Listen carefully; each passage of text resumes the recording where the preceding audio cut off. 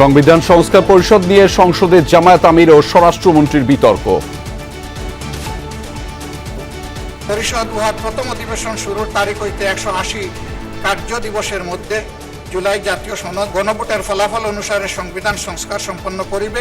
সংবিধান সংস্কার পরিষদের যেখানে অস্তিত্ব না থাকায় প্রধানমন্ত্রীও সেটা পরামর্শ দিতে পারেন না রাষ্ট্রপতিকে, রাষ্ট্রপতিও সেই অধিবেশন আহ্বান করতে পারেন না, বিধায় সে করেননি। 133টি অধ্যাদেশ যাচাই বাছাই করে 2 এপ্রিল রিপোর্ট দেওয়ার নির্দেশ স্পিকারের। সংবিধানে তত্ত্বাবধায়ক সরকার ব্যবস্থা ফিরিয়ে আপিল বিভাগের পূর্ণাঙ্গ রায়, সংসদের হাতেও থাকছে পরিবর্তনের সুযোগ। সংযোজন, বিয়োজন এবং আরও আধুনিকায়ন যেটাই করুক না কেন সেই করার ক্ষমতা এই স্বাধীন সার্বভৌম সংসদের রয়েছে। যদি আমাদের বর্তমান সংসদ সিদ্ধান্ত নেয় যে লাস্ট রিটায়ার্ড চিফ জাস্টিস প্রদান হবেন না, তাহলে ত্রয়োদশ সংশোধনীর মধ্যে আরেকটা সংশোধনী আনয়ন করতে হবে। রেশনিং বন্ধ হলেও ফিলিং স্টেশনে তেল নিতে দীর্ঘ লাইন, মধ্যপ্রাচ্যের পাশাপাশি তৃতীয় কোনো দেশ থেকে জ্বালানি আনার কথা ভাবছে সরকার।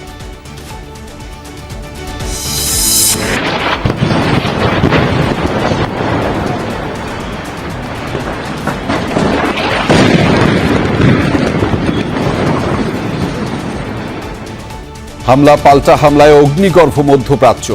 ইরানের ইস্ফাহানে আইআরজিসির সদর দপ্তরে বোমা বর্ষণ, আমিরাতের মার্কিন ঘাঁটিতে মিসাইল ছুড়ল তেহরান। আজই পর্দা নামছে অমর একুশে বইমেলার। গবেষণা গ্রন্থে শহীদ মুনীর চৌধুরী স্মৃতি পুরস্কার পেলেন যমুনা টেলিভিশনের আমিন বাবু।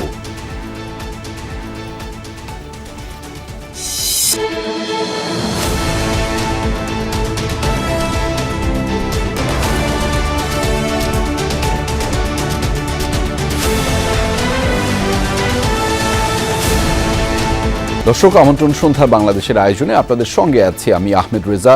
এতক্ষণ শিরোনাম দেখছিলেন, এবার জানাচ্ছি বিস্তারিত। সংবিধান সংস্কার পরিষদ ইস্যুতে আজ উত্তপ্ত হয়ে ওঠে সংসদ অধিবেশন।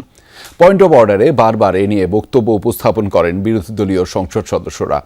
জবাবে স্বরাষ্ট্রমন্ত্রী বলেন, রাষ্ট্রপতির সংবিধান সংস্কার পরিষদের অধিবেশন ডাকার বৈধ কোনো ভিত্তি নেই। জুলাই জাতীয় সনদ বাস্তবায়ন আদেশকে আরোপিত আদেশ হিসেবেও উল্লেখ করেন তিনি। এ নিয়ে পাল্টাপাল্টি বক্তব্যে সংসদে উত্তাপ ছড়ায়। বাধ্যকতার কারণে একটা বিষয় আলোচনায় যাওয়ার আগেই উত্থাপন করা খুব জরুরি মনে করছি। প্রথম অধিবেশনের দ্বিতীয় দিন কর্মসূচি শুরু হওয়ার কথা প্রশ্ন উত্তর পর্ব দিয়ে, কিন্তু তার আগেই স্পিকারের কাছে ফ্লোর নিয়ে জুলাই সনদ বাস্তবায়ন এবং সংবিধান সংস্কার পরিষদের বিষয়ে কথা বলতে চান বিরোধী দলীয় নেতা ডক্টর শফিকুর রহমান। একই দিনে 2টি ভোট অনুষ্ঠিত হয়েছে, একটি সংসদ নির্বাচন আর একটা গণভোট। তবে নিজ সুযোগের বাইরে প্রশ্ন উপস্থাপন করায় সেই সময় ডক্টর শফিকুর রহমানকে থামিয়ে দেন speaker. Please listen to me. এই ফ্লোরটা আজকের দিনের মধ্যে যদি দেন, আমি এখন কথা বলতে চাই না। এটা হলো যে যখন প্রশ্নোত্তর শেষ হবে তখনই এটা উত্থাপন করার জন্য সময়। যখন প্রশ্নোত্তর শেষ হবে তখন আপনি দাঁড়াবেন, আপনাকে ফ্লোর দেবো। পরে জনগুরুত্বপূর্ণ নোটিশ নিষ্পত্তি নিয়ে সংসদ সদস্যদের বক্তব্যের সময় আবারও ফ্লোর নেন বিরোধী দলীয় নেতা। ভোটের ফলাফলের গেজেট প্রকাশের 30 দিনের মধ্যে সংবিধান সংস্কার পরিষদের সভা আহ্বান না করায় উদ্বেগ প্রকাশ করেন তিনি। যে পদ্ধতিতে জাতীয় সংসদের প্রথম অধিবেশন আহ্বান করা হইবে, অনুরূপ পদ্ধতিতে পরিষদের প্রথম অধিবেশন আহ্বান করা হইবে। আমার বিষয়টা এখানেই কনসার্নের। আজকে 30তম পঞ্জিকা দিবস, কিন্তু এর মধ্যে এই অধিবেশন আহ্বান করা হয়নি। বিরোধী দলীয় নেতার বক্তব্যের জবাব দেন স্বরাষ্ট্রমন্ত্রী সালাউদ্দিন আহমদ। প্রশ্ন রাখেন গণভোট নিয়ে রাষ্ট্রপতি আদেশ দিতে পারেন কিনা। বলেন, গণভোটের রায় বাস্তবায়ন করতে হলে আগে সংশোধন করতে হবে সংবিধান। আমরা জাতির কাছে অঙ্গীকার করেছি যে জুলাই জাতীয় সনদ ঐতিহাসিকভাবে যেভাবে স্বাক্ষরিত হয়েছে, রাজনৈতিক সমঝোতার দলিল হিসেবে তার প্রতিটি শব্দকে আমরা সম্মান করি। কিন্তু জুলাই জাতীয় সনদের বাইরে আরোপিত কোনো আদেশ দিয়ে, কোনো অবৈধ আদেশ দিয়ে সেটা কোনো সংবিধান সংশোধন করা যায় কিনা, সেটা একটা বিশাল আইনি প্রশ্ন, সাংবিধানিক প্রশ্ন। রাষ্ট্রপতির ভাষণের উপর বক্তব্যে বিরোধী দলীয় সংসদ সদস্যদের বক্তব্যে উঠে আসে সংবিধান সংস্কার পরিষদ ইস্যু। জুলাই সনদ বাস্তবায়নে সরকারের সদিচ্ছা নিয়ে প্রশ্ন তুলেন বিরোধী দলের সংসদ সদস্যরা। রিপ্রেজেন্টেশন অফ পিপলস অর্ডার 1972 এটি একটি রাষ্ট্রপতির আদেশ, সুতরাং এটা বলার কোনো সুযোগ নেই যে রাষ্ট্রপতির আদেশ এটা আইন নয়। জুলাই আইন অধ্যাদেশ ব্যাপারে মাননীয় স্বরাষ্ট্রমন্ত্রী উল্লেখ করেছেন, সংবিধানের 152তে বলা হয়েছে সকল অধ্যাদেশী আইন। সুতরাং তিনি এই মন্তব্যটি তার দায়িত্বশীল মন্তব্য হয়নি। আমরা আশা করি ভবিষ্যতে তিনি দায়িত্বশীল মন্তব্য করবেন। অধিবেশন মুলতবির পর বিরোধী দলীয় নেতা গণমাধ্যমকে বলেন, সংসদে এর সমাধান না হলে রাজপথে নামবেন তারা। সংসদের ভিতরেই এর সমাধান আমরা করতে চাই, কিন্তু কোনো কারণে যদি সংসদের ভিতরে আমরা এর জনগণের এই প্রত্যাশা বা আকাঙ্ক্ষার বাস্তবায়ন না পাই, তখন স্বাভাবিকভাবেই আমাদেরকে রাজপথে তখন আন্দোলনে যেতে হবে। নির্বাচন কমিশনার স্বয়ং এই শপথ করিয়েছেন, ফলে এই শপথটাকে যদি অসাংবিধানিক বলা হয় তাহলে নির্বাচন কমিশন এবং প্রধান নির্বাচন কমিশনারকেই সংবিধানের বিরুদ্ধে দাঁড় করিয়ে দেওয়া হচ্ছে। তবে তার আগে এ নিয়ে সংসদেই আলোচনার জন্য ঈদের পর স্পিকারের কাছে নোটিশ দেওয়ার কথা জানিয়েছে বিরোধী দল। আরিফুর রহমান সবুজ, যমুনা নিউজ, ঢাকা। শিক্ষা ব্যবস্থার আধুনিকায়ন, সামাজিক নিরাপত্তা বেষ্টনীর বিভিন্ন সুবিধাকে একসাথে নিয়ে আসার আলোচনা হয়েছে সংসদে। একই দিনে অন্তর্বর্তী সরকারের 133 অধ্যাদেশ যাচাই বাছাই শেষে বিশেষ কমিটিতে পাঠানো হয়। 2 এপ্রিলের মধ্যে কমিটিকে রিপোর্ট দিতে বলেন স্পিকার। এছাড়া সরকার ও বিরোধী দলের সংসদ সদস্যরা রাষ্ট্রপতির ভাষণের উপর সাধারণ আলোচনার অংশ নেন রবিবারের অধিবেশনে। 29 মার্চ বিকেল 3টা পর্যন্ত মুলতবি হয় অধিবেশন। ত্রয়োদশ জাতীয় সংসদের প্রথম অধিবেশনের দ্বিতীয় দিন। বিসমিল্লাহির রহমানির রহিম। অধিবেশন শুরু হয় প্রশ্নোত্তর পর্ব দিয়ে। সব মিলিয়ে লিপিবদ্ধ ছিল 468টি প্রশ্ন। জাতীয় ইস্যু সহ নিজ নিজ এলাকার বিভিন্ন সমস্যা উত্থাপন করেন সংসদ সদস্যরা। উত্তর দেন সংশ্লিষ্ট মন্ত্রণালয়ের মন্ত্রীরা। প্রশ্ন উত্তরে বলতে চাই যে এ সময় সমাজ কল্যাণ প্রতিমন্ত্রী ফারজানা শারমিন জানান, সামাজিক নিরাপত্তা বেষ্টনীর আওতায় যতগুলো সুবিধা দেওয়া হয় সেগুলোকে সমন্বিত করে একই ছাতার নিচে আনার চেষ্টা করা হবে। এই মুহূর্তে আমরা ফ্যামিলি কার্ড নামে আরেকটি অনেক বড় প্রোগ্রাম হাতে নিয়েছি। আমরা হয়তো ক্রমান্বয়ে চেষ্টা করব যে একটি ইন্টিগ্রেটেড সিস্টেমের মাধ্যমে আমরা সমস্ত ভাতাভোগী যারা আছেন তাদেরকে একটি কার্ড, একটি পরিবারের আওতায় আনার জন্য। ত্রিমুখী শিক্ষা ব্যবস্থার টানাপোড়েন আর প্রাথমিকে লটারি ভর্তি ইস্যুতে শিক্ষামন্ত্রীকে প্রশ্ন করেন হাসনাত আব্দুল্লাহ। এ নিয়ে সমন্বয়ের পরিকল্পনা তুলে ধরেন মন্ত্রী। জানান, আগামী বছর থেকেই বন্ধ হচ্ছে লটারি পদ্ধতি। লটারির মাধ্যমে এখানে বাচ্চাদেরকে ভর্তি করা হয়, ফলত যেটা হয়েছে ফিডার ইনস্টিটিউশনগুলোর শিক্ষার মান অনেক কমে গিয়েছে। একটা দেশে এই 3টা শিক্ষা পদ্ধতি যেটা অর্থনৈতিক অবস্থার উপরে নির্ভর করে চলে, এই 3টা শিক্ষা পদ্ধতি জিয়ে রেখে আপনার কি মনে হয় যে আপনি একটা ইনক্লুসিভ শিক্ষা পদ্ধতি নিয়ে আমাদের দেশটাকে আগায় নিতে পারবেন? সকলের অভিমত নিয়ে একটা জনমত সৃষ্টি করে আমরা আগামী 2027 জানুয়ারি ভর্তির বিষয়ে চিন্তা করব। একটি দেশে বিভিন্ন শিক্ষা ব্যবস্থা না থেকে কিভাবে শিক্ষা ব্যবস্থা সমন্বিত করা যায় সেই ব্যাপারে সরকারের পক্ষ থেকে প্রচেষ্টা এবং উদ্যোগ আমরা নিচ্ছি। অন্তর্বর্তী সরকারের জারিকৃত 133 অধ্যাদেশ বিশেষ কমিটিতে পাঠানোর প্রস্তাব করেন আইনমন্ত্রী। সংসদ সদস্যদের মতামতের ভিত্তিতে সেগুলো যাচাই বাছাই করে 2 এপ্রিল রিপোর্ট দেওয়ার নির্দেশ দেন স্পিকার। 133টি অধ্যাদেশ যাচাই বাছাই পূর্বক আগামী 2 এপ্রিল তারিখের মধ্যে সংসদে রিপোর্ট প্রদানের জন্য বিশেষ কমিটিতে প্রেরণ করা হলো। প্রশ্নোত্তর পর্ব শেষে রাষ্ট্রপতির ভাষণের উপর সাধারণ আলোচনায় অংশ নেন সরকার ও বিরোধী দলের সংসদ সদস্যরা। আর্টিকেল 73 অনুসারে তিনি ভাষণ দেওয়ার কথা ভাষণ দিয়েছেন। আমাদের বিরোধী দলীয় বন্ধুরা ভাষণ শুনতে চাননি, চলে গিয়েছেন, ভালো কথা। কিন্তু সেই ভাষণের উপর আলোচনার জন্য তিনি কালকে প্রস্তাব করেছেন 50 ঘন্টা বরাদ্দ করা হোক। এরপর জরুরি জনগুরুত্বপূর্ণ বিষয়ে বক্তব্য দেন সংসদ সদস্যরা। তবে বারবারই সংবিধান সংস্কার পরিষদ ও গণভোট বাস্তবায়নের বিষয়ে উদ্বেগ জানিয়ে গেছে বিরোধী দল। আগামী 15 চৈত্র সুমাইয়া ঐশী, যমুনা নিউজ, ঢাকা। 29 মার্চ সংবিধানের তত্ত্বাবধায়ক সরকার ব্যবস্থা ফিরিয়ে পূর্ণাঙ্গ রায় প্রকাশ করেছেন আপিল বিভাগ। বহুল আলোচিত এই মামলার পূর্ণাঙ্গ রায়ে বলা হয়েছে, সবশেষ অবসরপ্রাপ্ত প্রধান বিচারপতি হবেন তত্ত্বাবধায়ক সরকারের প্রধান। আইনজীবীরা বলছেন, তত্ত্বাবধায়ক সরকার গঠনে পরিবর্তনের সুযোগ রয়েছে সংসদের হাতেও। 2011 সালে আপিল বিভাগের এক রায়ে পঞ্চদশ সংশোধনীর মাধ্যমে সংবিধান থেকে বাদ পড়ে তত্ত্বাবধায়ক সরকার ব্যবস্থা। এর মাধ্যমেই বাংলাদেশের রাজনীতিতে সংঘাতের সৃষ্টি হয় বলে দাবি বিএনপি ও জামায়াত সহ রাজনৈতিক দলগুলোর। 14 বছর পর বিএনপি, জামায়াত ও 5 বিশিষ্ট ব্যক্তির আইনি লড়াইয়ে 2025 সালের 20 নভেম্বর সংবিধানে তত্ত্বাবধায়ক সরকার ব্যবস্থা পুনর্বহাল করে রায় দেয় আপিল বিভাগ। রোববার বহুল আলোচিত এই মামলার 74 পৃষ্ঠার পূর্ণাঙ্গ রায় প্রকাশ করেন আপিল বিভাগ। রায় লেখেন সাবেক প্রধান বিচারপতি সৈয়দ রেফাত আহমেদ। রায়ে বলা হয়, আগামী নির্বাচন থেকেই তত্ত্বাবধায়ক সরকার ব্যবস্থা কার্যকর হবে। তত্ত্বাবধায়ক ব্যবস্থা বাতিলের রায়ে নানা ত্রুটি ও পূর্বের বিচারকদের অযাচিত হস্তক্ষেপের কথা উঠে আসে পূর্ণাঙ্গ রায়ে। আজকে পর্যন্ত এই রায়ের ভিত্তিতে নির্দলীয় তত্ত্বাবধায়ক সরকার ব্যবস্থার পুরো বিধানটি আমাদের সংবিধানে ফিরে এসেছে।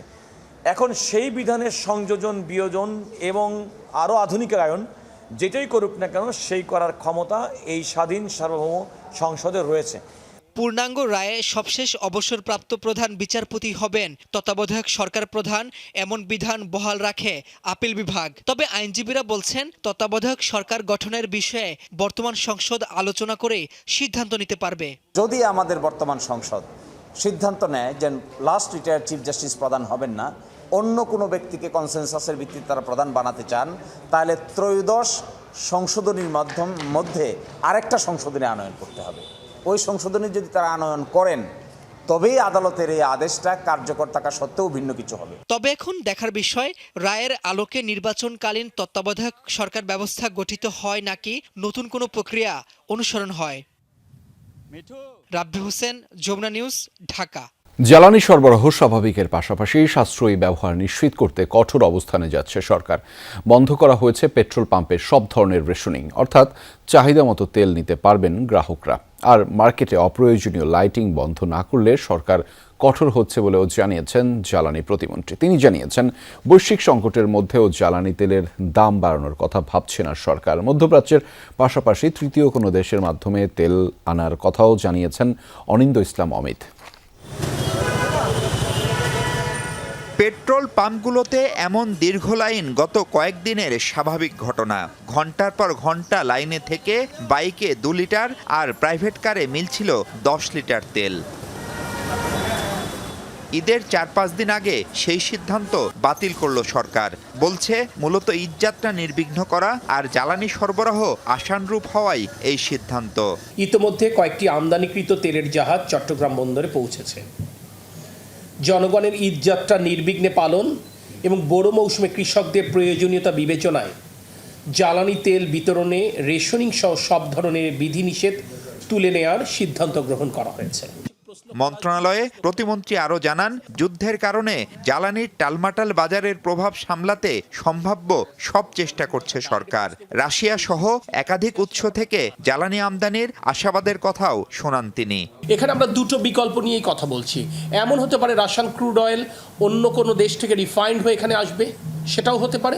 যদিও তাদের আরেকটি কোম্পানি আমাদেরকে বলবার চেষ্টা করেছে, তারা যে ধরনের তেল সাপ্লাই দিবে সেটা আমাদের রিফাইনারি সেটা রিফাইন করতে পারবে।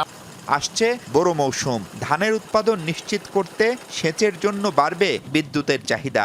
সেই সাথে গ্রীষ্মকালে এসির ব্যবহার সহ বিদ্যুতের চাহিদা বেড়ে যায় অনেকটাই। এ অবস্থায় এসি 25 ডিগ্রিতে রাখতে সবার সহযোগিতা চাই সরকার। এরই মধ্যে ঈদ উপলক্ষে শপিং মল আর মার্কেটে আলোকসজ্জা এমনকি দোকান বন্ধ হলেও লাইটিং অব্যাহত রাখার সমালোচনা করেন তিনি। রোববার দোকান মালিক সমিতি সহ ব্যবসায়ীদের সাথে বৈঠক করে এসব বন্ধ করার তাগিদ ছিল প্রতিমন্ত্রীর। লাইটিংটা, আলোকসজ্জাটা বন্ধ করেন এবং আপনি দোকান যখন বন্ধ করবেন তখন ওই সাইনবোর্ডটা বন্ধ করে তখন যেন আপনার দোকান। আমি বিশ্বাস করতে চাই আপনারা যেহেতু নেতা, আপনাদের উদ্যোগেই এটি বন্ধ হবে। আর এটি যদি বন্ধ না হয় তাহলে আমাদেরকে অপ্রিয় কাজ করতে হবে। এই বৈঠকে ফুটপাতের দোকানে অবৈধ বিদ্যুৎ সংযোগ কিংবা ব্যাটারি চালিত অটোরিকশায় বিদ্যুতের ব্যবহার নিয়ে ব্যবসায়ীরা প্রশ্ন তুললেও তার কোনো সদুত্তর দেননি প্রতিমন্ত্রী। মাহফুজ মিশু, যমুনা নিউজ, ঢাকা। জ্বালানি তেল বিক্রিতে বিদ্যমান রেশনিং পদ্ধতি প্রত্যাহারের সিদ্ধান্তের পরও বিভিন্ন স্থানে আজও তেল বিক্রি কার্যক্রম স্বাভাবিক হয়নি। সকাল থেকে রাজশাহী নগরীর বিভিন্ন পেট্রোল পাম্পে যানবাহনের দীর্ঘ লাইন দেখা যায়। বেশিরভাগই পেট্রোল পাম্পে পেট্রোল ছাড়া ডিজেল ও অকটেন চাহিদা অনুযায়ী পাচ্ছেন না ক্রেতারা। পাম্প মালিকরা বলছেন এখনও কিছু কিছু গ্রাহক কয়েক গুণ বেশি জ্বালানি নিতে আসায় 300 টাকার বেশি তেল দেওয়া হচ্ছে না। তবে ডিপো থেকে চাহিদা মতো জ্বালানি তেল এলেই স্বাভাবিক হবে বিক্রি কার্যক্রমে। একই চিত্র দেখা গেছে বরিশাল, রংপুর, কুমিল্লা সহ বিভিন্ন জেলায়। আমি 3টে পাম্পে ঘুরলাম, আমার গাড়িতে তেলই আটে 400 টাকা, এর বেশি তেল আটে না। নাই দেখে নিতে আসলাম, নাহলে আসতাম না। 200 টাকা 100 টাকার এইভাবে তেল নিতে হচ্ছে আর কি। 50% তেল আমরা পাচ্ছি না, কিন্তু সরকার বলছে তেলের সমস্যা নাই, তেল আছে, কিন্তু আমরা ডিপুতে গেলে আমাদের নিয়মিত তেল দেওয়া হচ্ছে না। একদিন 2 দিন পর পর হাফ গাড়ি করে তেল দেওয়া হচ্ছে। মুহুর্মুহু হামলা পাল্টা হামলায় অগ্নিগর্ভ মধ্যপ্রাচ্য। রোববার ভোরে ইরানের ইস্ফাহান শহরে তাণ্ডব চালিয়েছে যুক্তরাষ্ট্র ইসরায়েলের যৌথ বাহিনী, যাতে প্রাণ হারিয়েছেন 15 জন। মূল টার্গেট ছিল আইআরজিসির সদর দফতর। 2 সিনিয়র কমান্ডারকে হত্যার দাবি করেছে তেল আবিব। অন্যদিকে সংযুক্ত আরব আমিরাতের আল দাফরা মার্কিন ঘাঁটিতে ব্যাপক মিসাইল ও ড্রোন হামলা চালিয়েছে ইরান। টার্গেট হয়েছে ইসরায়েল সহ মধ্যপ্রাচ্যের অন্যান্য দেশের সামরিক স্থাপনা।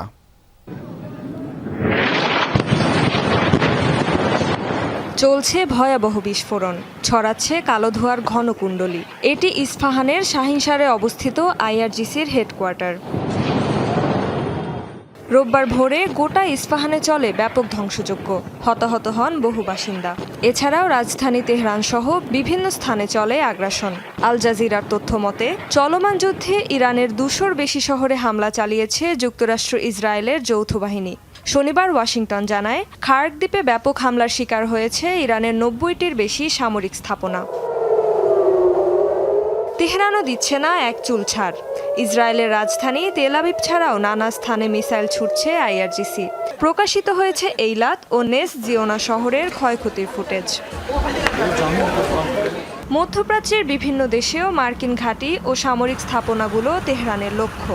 সংযুক্ত আরব আমিরাতে ব্যাপক ক্ষেপণাস্ত্র ও ড্রোন হামলার দাবি করেছে আইআরজিসি। জানায় আল ধাফরা ঘাঁটির হামলায় ব্যবহৃত হয়েছে 10টি মিসাইল ও অসংখ্য ড্রোন। এছাড়া কুয়েত বিমানবন্দরে হামলা চালিয়ে রাডার সিস্টেম ধ্বংস করেছে ইরান। ইরাকের ইরবিলে টার্গেট করা হয়েছে একটি তেল শোধনাগার। সৌদি আরব, বাহরাইন ও জর্ডানেও ড্রোন মিসাইল ছোড়া হয়েছে। একাধিক ড্রোন ভূপাতিতের দাবি করেছে রিয়াদ। রেজওয়ানা সায়মা, যমুনা নিউজ। ইরানের খার্ক দ্বীপে মার্কিন হামলার নেপথ্যে রয়েছে সংযুক্ত আরব আমিরাতের সহায়তা। তেহরানের এমন অভিযোগের তীব্র প্রতিবাদ জানিয়েছে আবুধাবি। শনিবার এক্স হ্যান্ডেলে ইরানের অভিযোগ অস্বীকার করে পোস্ট দেন আরব আমিরাতের এক কূটনৈতিক উপদেষ্টা। বলেন তেহরানের নীতি বিভ্রান্তিকর, যাতে দূরদর্শিতার অভাব রয়েছে। সংযুক্ত আরব আমিরাতের নিরাপত্তা নিশ্চিতের পূর্ণ অধিকার রয়েছে বলেও দাবি করেন তিনি। বলেন যে কোনো পরিস্থিতিতেই যুক্তি ও বিবেচনাবোধকে সর্বোচ্চ প্রাধান্য দেয় আবুধাবি। এদিকে সংযুক্ত আরব আমিরাতের 3টি প্রধান বন্দরের আশপাশের বাসিন্দাদের অবিলম্বে সরে যাওয়ার নির্দেশনা দিয়েছে ইরান। জানিয়েছে মার্কিন সামরিক বাহিনীর উপস্থিতির কারণে বৈধ লক্ষ্যবস্তু হিসেবে চিহ্নিত করা হয়েছে এলাকাগুলো। যে কোনো সময় এসব স্থানে হতে পারে বড় ধরনের হামলা, দিয়েছে এমন হুঁশিয়ারিও। দেশের 12টি সিটি কর্পোরেশনের প্রত্যেক পরিচ্ছন্নতা কর্মীর জন্য 5,000 টাকা করে ঈদ উপহার দিয়েছেন প্রধানমন্ত্রী তারেক রহমান। বিকেলে 3:30টায় সংসদ সচিবালয়ে চট্টগ্রাম সিটি কর্পোরেশনের মেয়র ও অন্যান্য সিটি কর্পোরেশনের প্রশাসকদের হাতে চেক তুলে দেন প্রধানমন্ত্রী। এ সময় তিনি বলেন, নগর সেবায় নিয়োজিত সকল কর্মীর কল্যাণে সরকার ভবিষ্যতে বিভিন্ন মানবিক ও কল্যাণমূলক উদ্যোগ অব্যাহত রাখবে। এ সময় স্থানীয় সরকার মন্ত্রী মির্জা ফখরুল ইসলাম আলমগীর, প্রতিমন্ত্রী মীর শাহে আলম উপস্থিত ছিলেন।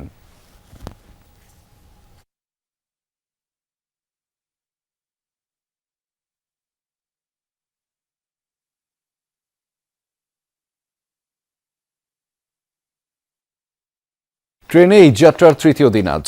প্রিয়জনদের সাথে ঈদ উদযাপনে রাজধানী ছাড়ছেন নগরবাসী। ঢাকা থেকে বিভিন্ন গন্তব্যে ছেড়ে যাওয়া আন্তনগর ট্রেনগুলো নির্ধারিত সময়েই স্টেশন ছেড়েছে। এখনও সরকারি ছুটি শুরু না হওয়ায় রাজধানীবাসীর বাস টার্মিনালগুলোতে নেই ঘরমুখো মানুষের বাড়তি চাপ। ঈদযাত্রা শুরু হলেও রবিবার কমলাপুর রেল স্টেশনে তেমন ভিড় দেখা যায়নি। ভোর 5টা থেকে নির্ধারিত সময়ে ঢাকা থেকে বিভিন্ন গন্তব্যে ছেড়ে গেছে আন্তনগর ও কমিউটার ট্রেন। অন্যান্য বারের থেকে এবার একটু মোটামুটি ভালো মনে হইতেছে,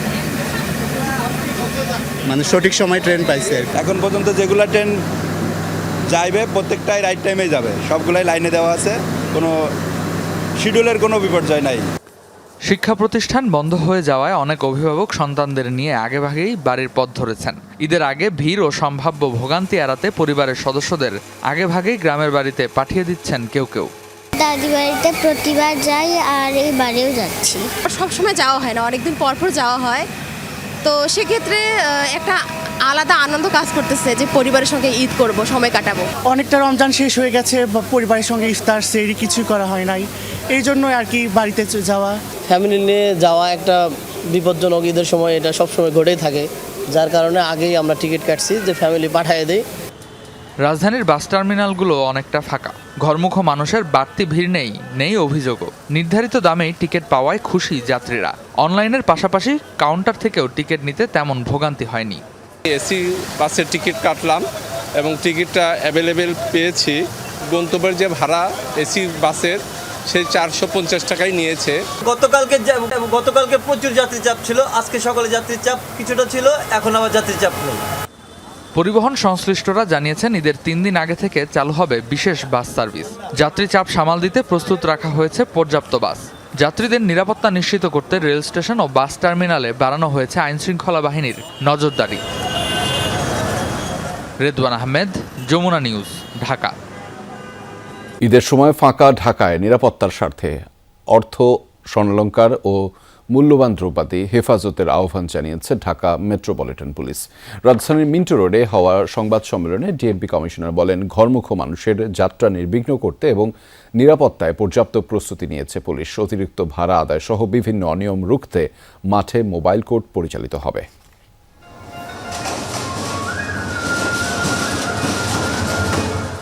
17 থেকে 23 মার্চ টানা এক সপ্তাহ পবিত্র ঈদ উল ফিতরের ছুটি। সে সময় রাজধানী ঢাকার নিরাপত্তা ও ঈদযাত্রা নির্বিঘ্ন করতে প্রয়োজনীয় দিক নির্দেশনা দিলেন ডিএমপি কমিশনার। সকালে মিন্টো রোডের মিডিয়া সেন্টারে করেন সংবাদ সম্মেলন।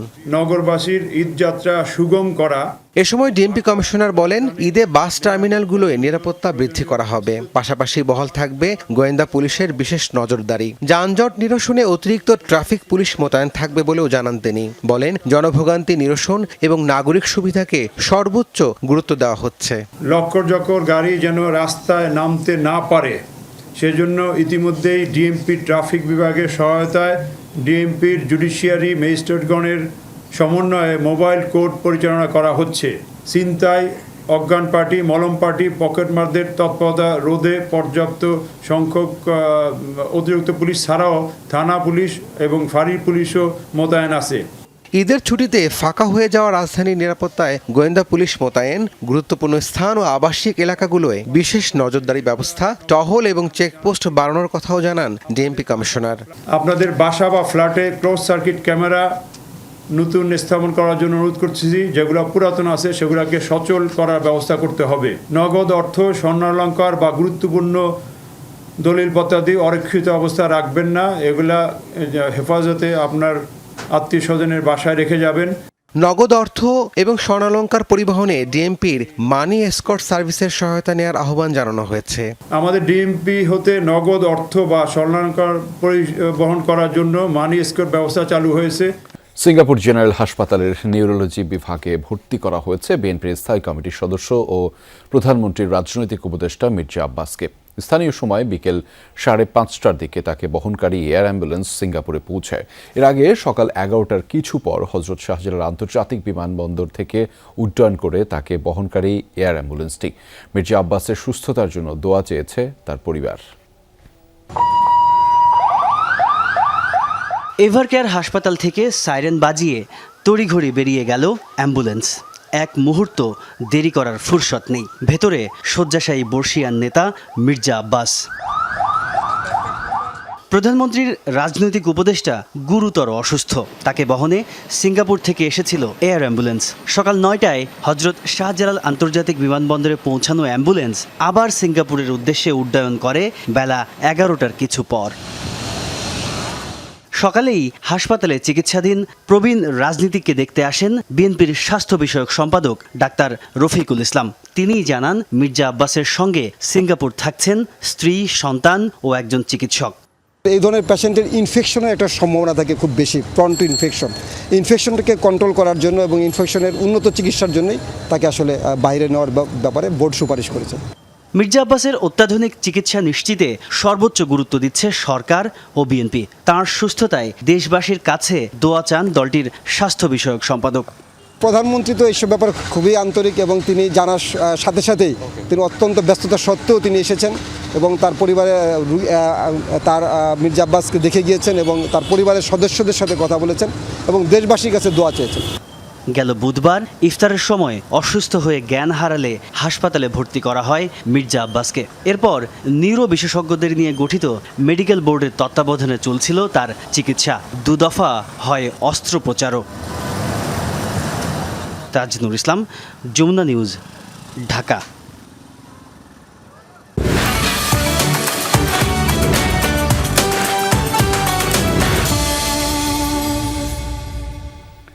কয়েকদিন পরেই উদযাপিত হতে যাচ্ছে ঈদ উল ফিতর। তাই ঈদ সামনে রেখে ভোলার শপিং মল ও বিপণী বিতানগুলোতে ভিড় করতে শুরু করেছেন সকল শ্রেণী পেশার মানুষ। সকাল থেকে রাত পর্যন্ত চলছে জমজমাট বেচাকেনার বিক্রি। ঈদ উল ফিতরের বাকি হাতে গোনা আর মাত্র কয়েকটা দিন। তাই পরিবারের সদস্যদের নিয়ে নতুন পোশাক কিনতে ছুটছেন ভোলার মার্কেটগুলোতে। সকাল থেকে রাত পর্যন্ত পোশাকের দোকানগুলোতে বাড়ছে ক্রেতাদের ভিড়। ঈদ উপলক্ষে নতুন নতুন পোশাক দিয়ে দোকান সাজিয়েছেন দোকানিরাও। এবার নারীদের সবচেয়ে বেশি চাহিদা পাকিস্তানি ও ইন্ডিয়ান পোশাকের প্রতি। হানা, মার্শাল, সারারা, গারারা, আনারকলি, কাকন সহ বাহারি ডিজাইনের পোশাক রয়েছে তালিকায়। এছাড়াও শাড়ি, 3 পিস, ছেলেদের পাঞ্জাবি ও শিশুদের পার্টি ড্রেসও রয়েছে ক্রেতাদের পছন্দে। বাচ্চা আনছি, বাচ্চার জন্য ড্রেস, জুতা কিনবো, এই তো। আর পরিবারের বাবা মার জন্য একটা পাঞ্জাবি কিনবো আর আম্মুর জন্য একটা শাড়ি কিনবো। আমি 3 পিস কিনছি, আমি আমার নানার সাথে আসছি। বাচ্চাদের ড্রেস নেওয়ার জন্য আসছি। দেখি এখানে একটু ঘোরাঘুরি করে দেখি কিরকম ড্রেস, দাম প্রাইসে যদি মেলে তাহলে কিনবো। ক্রেতাদের অভিযোগ, দোকানিরা গত বছরের তুলনায় বেশি দাম নিচ্ছেন। বিক্রেতারা বলছেন এবার ঈদে বেচা বিক্রি বেশ ভালো। সামনের কয়েকটা দিন বিক্রি আরও বাড়বে বলে আশা করছেন তারা। ঈদের কালেকশন খুবই ভালো, কিন্তু দামে তুলনামূলক বেশি। দেখার পরে এখন যদি আমাদের প্রাইস অনুযায়ী যেরকম হয়, সুন্দর অনেক কালেকশন আছে, দেখার পরে ওইখান থেকে নিয়ে নেবো আর কি। বেচা বিক্রি তো আলহামদুলিল্লাহ খুবই ভালো। আমাদের পরস্পরিতে বেচা বিক্রি খুবই ভালো। টাঙ্গাইল জামদানি, বেনারসি, সিল্কাতান, তারপরে এমপি শাড়ি এবং বেচা কিনা যথেষ্ট ভালো আমাদের। এগুলোকে গাউন, ফার্সি এবং জর্জেট লং গাউন, এই ড্রেসগুলোর খুবই চাহিদা বেশি। ক্রেতা ও বিক্রেতাদের নিরাপত্তায় মার্কেটগুলোতে নেওয়া হয়েছে বিশেষ ব্যবস্থা বলে জানিয়েছেন পুলিশ সুপার। রমজান এবং ঈদ উপলক্ষে আমাদের বিশেষ নিরাপত্তা আমরা রেখেছি। আমাদের এখানে পোশাকধারী যেটা পুলিশের নিরাপত্তা থাকবে, পাশাপাশি আমাদের গোয়েন্দা টিমেরও নিরাপত্তা এখানে থাকবে। ঈদের নতুন পোশাকের মতো বর্ণিল হবে পারস্পরিক সম্পর্ক, এমনটাই আশা সকলের। শামস তাবরিজ উচ্ছ্বাস, যমুনা নিউজ। দর্শক, অমর একুশে বইমেলার শেষ দিন আজ। সেই শেষ দিনের খবর জানাতে চাই আপনাদের, এবং সেটি জানাতে আমাদের সাথে যুক্ত রয়েছেন সহকর্মী তানজিম শাফিন। তার মাধ্যমে জানাবো সেখানকার সবশেষ তথ্যগুলো। শাফিন, শেষ দিনে পাঠকদের আগমন কেমন দেখছেন সেটি তো জানতেই চাই, একই সাথে জানতে চাই মনির চৌধুরীর স্মৃতিপদক অনুষ্ঠান কি শেষ হয়েছে কিনা, এবং শেষ হলে সেটির আনুষ্ঠানিকতায় কি সম্পন্ন হয়েছে জানাবেন আমাদের। বইমেলার একেবারে শেষ সময় সে লেখক, পাঠক কিংবা প্রকাশকদের যে এক ধরনের বিষণ্ণতা কাজ করে, তো আরও 1 বছরের অপেক্ষার মধ্য দিয়ে তারা যাবেন এবং তারপরেই আবারও বছর ঘুরে বইমেলা আসবে। তাই এই শেষ সময়টুকুতে সবাই মেলা প্রাঙ্গণ ঘুরে দেখছেন এবং নানা ধরনের স্মৃতি রোমন্থন করছেন। পাশাপাশি জানতে চাইছিলেন যে মনির চৌধুরী স্মৃতি পুরস্কারটি, সেটির আনুষ্ঠানিকতা সম্পন্ন হয়েছে এবং সেখানে যমুনা টেলিভিশনের বার্তা সম্পাদক আমিন বাবু, তিনি পুরস্কৃত হয়েছেন ঐতিহ্য প্রকাশনী থেকে তার গবেষণামূলক একটি বইয়ের জন্য। আমরা একটু কথা বলে নিতে চাই যারা এই শেষ দিনে বইমেলা প্রাঙ্গণে এসেছেন তাদের সাথে। আজকে তো মেলা শেষ, মেলা মাত্র 18 দিনের হলো, একটু সময়টা কম হয়ে গেল। হ্যাঁ, এবার আসলে নির্বাচনের জন্য সময়টা কম পিছিয়ে দেওয়া হয়েছে বইমেলা। আজকে যেহেতু শেষ, এজন্য আর কি আসা। যে মেলা কতটুকু উপভোগ করলেন? আজকে প্রথম আসলাম, এই মাত্রই ঢুকছি, উপভোগ করার সুযোগ হয় নাই, এখনো দেখবো। শুনছিলেন রেজা যে এখনো সে সময় অনেকেই প্রথমবারের জন্য মেলায় আসছেন, অনেকেই হয়তো সেই খবরটিও জানেন না যে মেলা আজকের দিনেই শেষ হয়ে যাচ্ছে। মাত্র 18 দিনে এবারে জানিয়ে রাখি যে প্রায় 2000টি নতুন বই যেমন বই মেলায় এসেছে, পাশাপাশি যারা নতুন পুরাতন লেখক রয়েছেন তাদের শত শত বই বিক্রি হয়েছে। তো বইপ্রেমীরা বলছিলেন যে আগামী দিনে যেই চেতনা নিয়ে আসলে বইমেলা, ভাষার প্রতি আমাদের মহান আত্মত্যাগকে স্মরণ করে এবং জ্ঞানের অনুরাগ থেকে বইমেলা যেন পূর্ণ ব্যাপ্তিতে যথাসময় অনুষ্ঠিত হয় সেটি আবেদন করছিলেন ক্রেতা কিংবা লেখক প্রকাশকরা। তো এই ছিল আমার কাছে বইমেলার শেষ দিনে। ধন্যবাদ শাফিন, তেমন প্রত্যাশা রয়েছে আমাদের সাথে যুক্ত হওয়ার জন্য আপনাকে ধন্যবাদ। দর্শক, এই ছিল সন্ধ্যার বাংলাদেশের আয়োজনে। এতক্ষণ সাথে থাকার জন্য আপনাদের সবাইকে ধন্যবাদ।